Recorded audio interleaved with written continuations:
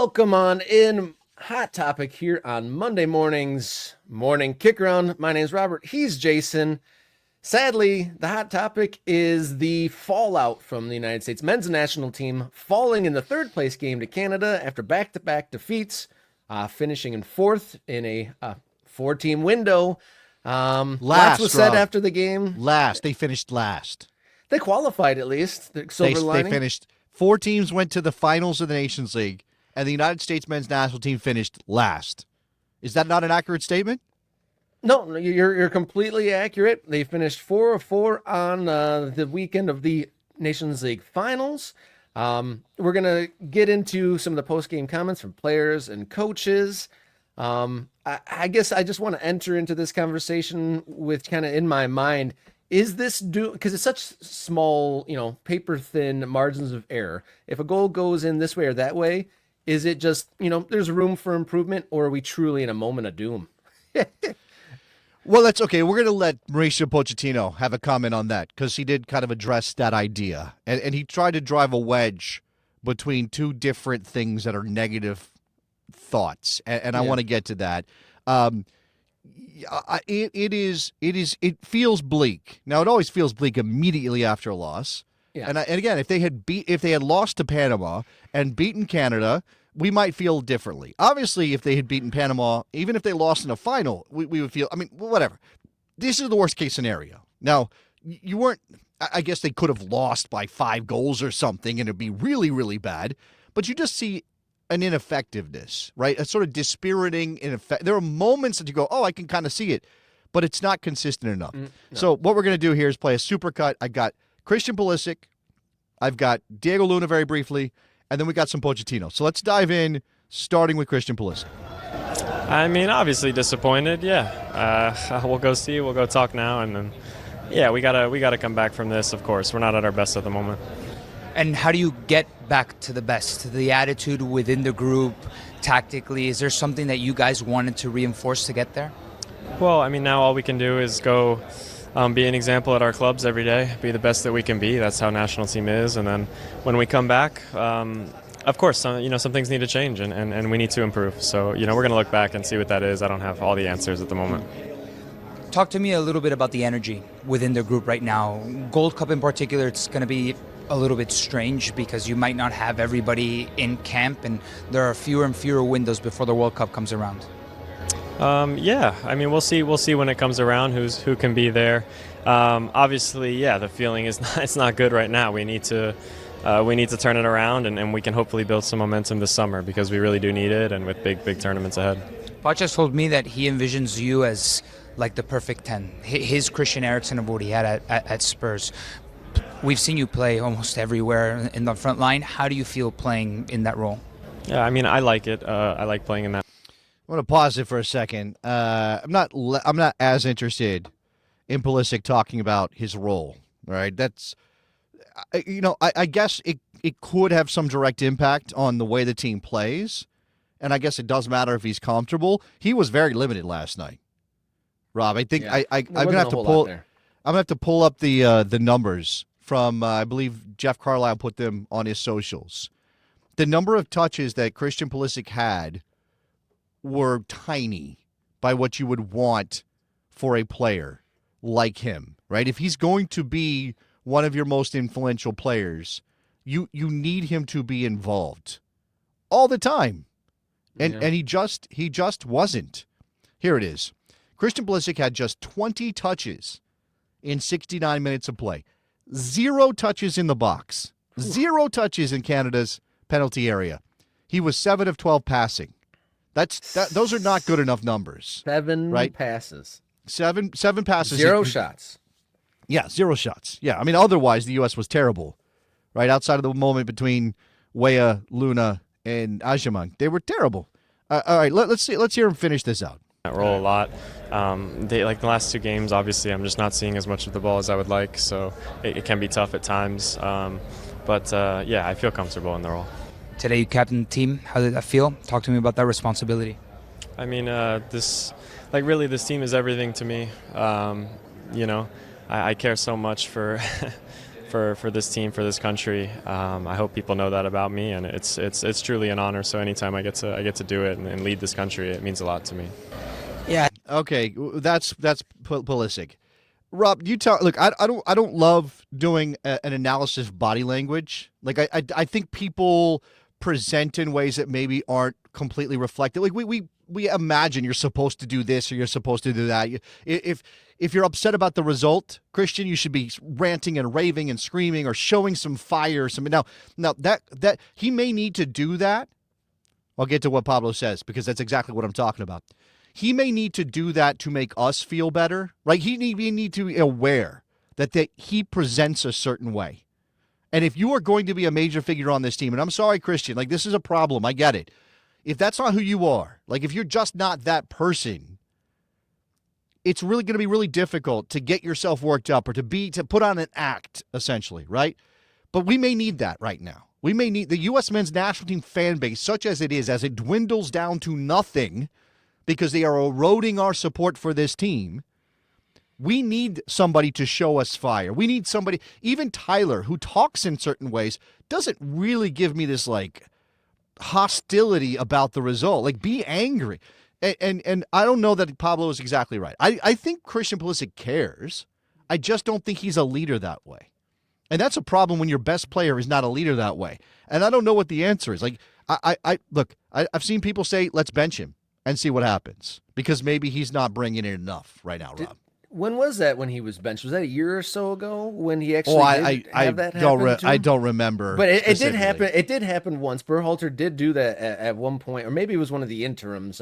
There's been kind of a hazy memory since the World Cup as far as the timeline there. But I think it's a little harsh to say he doesn't care, because, I mean, he clearly does. I think if he didn't care, I don't think he would take any call-ups or, travel the world and do all these things. And also, he's getting out ahead of it. He was like, well, he's not going to question. He's not going to turn down call-ups, because then he's definitely persona non grata, and then he won't. You don't do that. You don't turn down call-ups. And I would be extremely harsh if he did. But so you're saying you want him to pretend and just like start throwing MFers out there and see? I don't know. Like I'm about to bust some balls in the locker room. Maybe. I mean, again, like. I don't know. I don't know how to judge his effort, because we judge these guys on a sliding scale. If you're Christian Pulisic and you're scoring goals at AC Milan and you are identified, whether rightly or wrongly, as our best player, we demand an image of effort on the field. Now, he at one point was, I think it was Ismail Kone, pulling Ismail Kone 30 yards down the field as Kone was trying to pull him back on a breakaway. And I do think that we should look at that moment and say, all right, that's Pulisic. Pulisic's trying. He wants to make this happen. He wants to go. He wants to score the goal. He wants to win the game. Again, he didn't have enough touches. Is it a matter of effort? I get that's really hard, because you can't prove that these guys aren't putting forth the effort.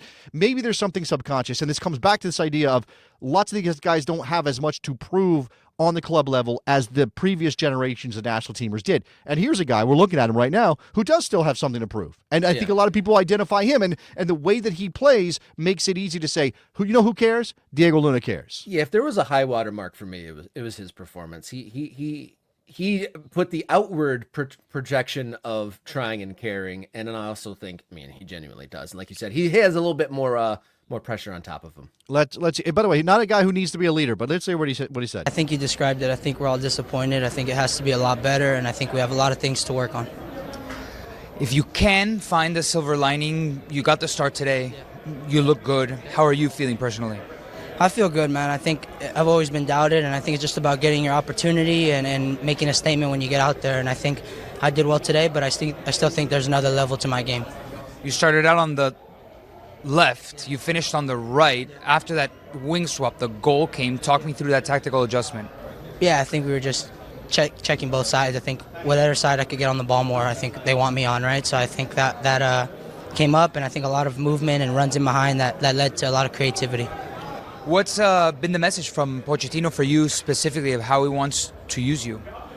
Yeah, I think just the type of player I am. I'm creative. I'm a different style of player that we haven't seen in the U.S. for a while. And I think for me, it's just about continuing to develop my game and be free and creative and create chances like I did today. All right, well, despite the loss, it was your first official cap for the U.S., so congratulations. Appreciate it, man. Thank you.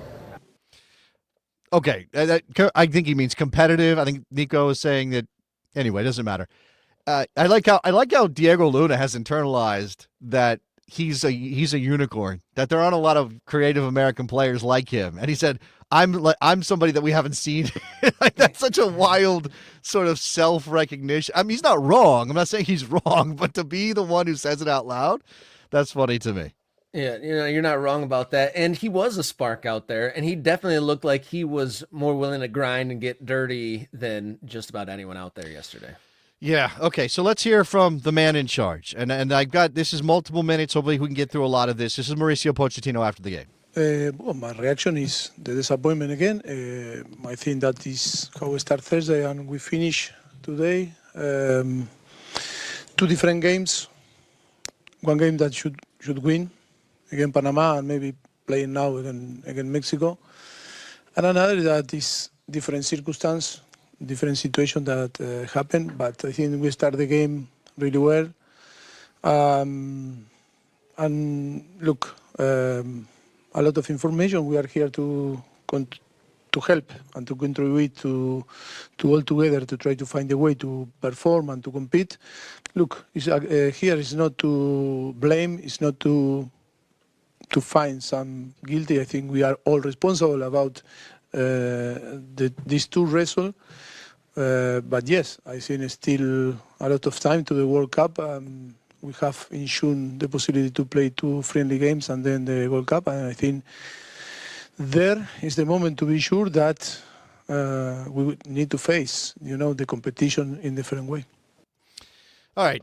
Any thoughts on this? He said there's plenty of time to the World Cup, which and he kind of gets into sometimes teams don't perform well before a World Cup, which is a wild thing for him to say as sort of justification for where they're at. But I'm not sure there's a lot of time before the World Cup, right? When I'm watching this and just this whole weekend, is the honeymoon period with this coach is over. I mean, everyone was excited when he got hired. He's making large sum. He's one of the only coaches United States has ever had with, global name recognition, and everyone was very excited. Now it's like rubber hitting the road time. First real challenge, didn't really clear that first hurdle in this this sprint of a hire. Ran smack into it, like broke his ankle trying to clear this hurdle. Did he even get off the ground? Did he just run? Did the hurdle hit him in the midriff there? It's hard to say. And so him saying there isn't a lot of time, I mean, I guess that's a way of projecting confidence. He said there is time. He said there is time. That's what I meant to say. Okay. So sorry. if he believes there is time, there is calendar time, but actual time with his team is pretty limited moving forward between here and there. And it'll be interesting to see now that more time is needed for him to get this all sorted out and get right and really pick his team. I don't think he knows his team yet. That's pretty clear. That's probably fair. All right. And then working on the player pool and all those things. And what will Gold Cup versus Club World Cup look like? Not to go too deep is I think we need to do better and more and I think approach the game is a different way. Approach the campus also, the camps in a different way also. I think everyone saw and feel that after Panama and Canada, things that we need to improve a lot, but in a collective way, and everyone need to. No identification. I just want to point this out. He's not so singling out anybody. I mean, this is not what he's trying to do. That thing like, oh, we're all in this together, which again, it's pretty standard, but I guess it's good to note. Think, autocritic, be autocritic. I would love to talk about, the game plan, this or that, and we didn't find a way to penetrate or create chances, or how to build, or how to create different problems to the opponent, or how the opponent, put in a difficult things, in the difficult moments on the team. But on the end, you cannot analyze the game in this way when you don't match, the opponent in some aspect that should be there, No. So he's saying right there, right? That we can't tactically analyze the game. We can't go back and look at the game and say, well, we didn't take advantage of this space or that space, or we didn't do these things, or here's where we failed, maybe defensively, whatever. He's saying we can't even do that because the attitude wasn't right. That's what he's saying. He's saying our posture, our mentality, and he's talking about, I guess he's talking about Canada, but he's probably talking about the two games as a set, right? That this is the problem. That the United States has some talent, but the mentality is missing, Rob. Yeah, that's a really difficult thing to hear from your coach. Like, we can't even like do the thing that we need to do because our starting level wasn't even good. So I asked the question at the top of the show during our headline segment, is this just, thin margins and, a couple goals go here and there and it's not a big deal? Or is this doom and gloom? And hearing your coach say, I can't even digest this information because the attitude wasn't there, I would say that leans more towards the doom. Well, let's listen to how he kind of frames where the fans should be. It's no negativity. Where is the negativity? Well, maybe the pessimism. How do you create the pessimism? Yes, how do you create I like positive? the pessimism that is pushing us. A lot of the example you see in the different years in the World Cup. I seen sometime teams that were building, to play in the World Cup, they were not good until arrived the World Cup. I want to send the message to the fans. Don't be pessimistic and don't get bad feelings. That can happen. But I think the main objective is the World Cup. For us, we are building a new project, a new team. We are doing tests. We are analyzing players. I think today was a good opportunity for some players to see if they can, perform with us and be part. And I think that is the process that always is painful when you lose. But all right, I think it's enough, right? So that part there, Rob, negativity, no, or negativity. He was trying to drive a wedge between sort of a negative outlook, which he said no to, and pessimism. And he's trying to send the message like, hey, don't be pessimistic. Like, here's a reason why. You know why you shouldn't be pessimistic, U.S. men's national team fans who just watched your team fail against two opponents that traditionally we've had no problem with? By the way, last time the United States lost to Canada on home soil was the year my parents were born, Rob, 1957. 1957 is the last time the United States lost to Canada on home soil. 2 times, or no, I can't remember. That's right. Did we draw with them in Nashville during qualifying? Somebody's going to help me out with that. I know we lost in Canada, and we got a mixed result at home. I can't recall. I think that might have been a draw that felt like a loss. Anyway, this is what they were pushing out last night. 1957, last time the United States, blah, blah, blah. He's saying sometimes teams don't get good until right as the World Cup arrives. That gives you a magic wand. That gives you some runway there, Mr. Pochettino. That, I could, this could look terrible until the actual day of what I've been hired to do is and maybe I polish my shoes extra good that day and it all works out. And to be fair, that is true. That has happened where host countries haven't looked good and they kind of figure it out when they're there. But I don't know if that's necessarily an apples to apples there. And here's the difference, right? When you think about, and I don't know if was he talking about host countries, because I don't think he actually said those words, but maybe that's what he meant. We're talking, if you go back in the history and say, well, what's host countries struggled before the World Cup arrived, and then they put it together. I mean, who are we talking about here? I don't know. The last World Cup was in Qatar, and Qatar they weren't supposed to do anything anyway, right? Then we had a World Cup in Russia. I don't remember how Russia did in that tournament. They beat Spain, which was pretty big. Okay. People questioned the levels of their endurance in that tournament. I remember that. Okay. Maybe they were bad leading up to that tournament, and he's talking about Russia. Maybe that's the case. Brazil got destroyed in that tournament at home against Germany, but up to that point, they were still Brazil, and then you've got the World Cup in South Africa. South Africa's, will they be the first not to get out of the group stage and all those? I just don't know that this is what you can hang your hat on if you're Mauricio Pochettino. I know he's trying to be positive, but come on. We shall see. We shall see. We shall see. Plenty more conversation on the United States men's national team to come.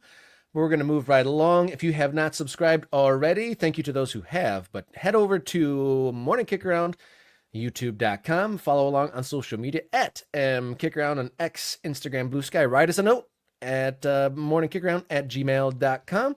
Or if you'd like to support the show financially, hit us up, ko-fi.com/morningkickaround.